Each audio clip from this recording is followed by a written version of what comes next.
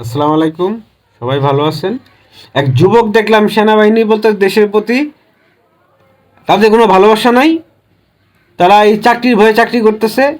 ভাই একটা কথা বলি তোরে, দেশের প্রতি শুধু ভালোবাসা আল্লাহ পাক তোরেই দিছে, তাদের ভালোবাসা তো দরকার নাই। তোদের ভালোবাসা থাকলে ইনশাল্লাহ ঠিক হয়ে যাবে।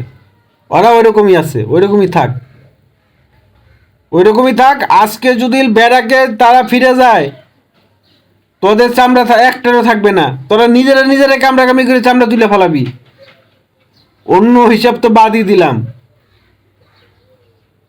তা ভালো হয়ে যা ভাই, এসব ইজ্জত দিয়ে কথাবার্তা যদি কাউকে বলতে পারোস বলোই, কিন্তু কাউকে বেজ্জতি করিস না।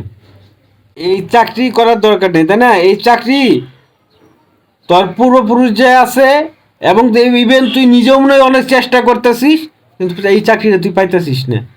চাকরি নিয়ে কোনো কথা বলবি না, চাকরি নিয়ে কোনো কথা বলার তোর অধিকার নাই। চাকরি করবে কি না করবে ওটা একান্ত তার ব্যাপার।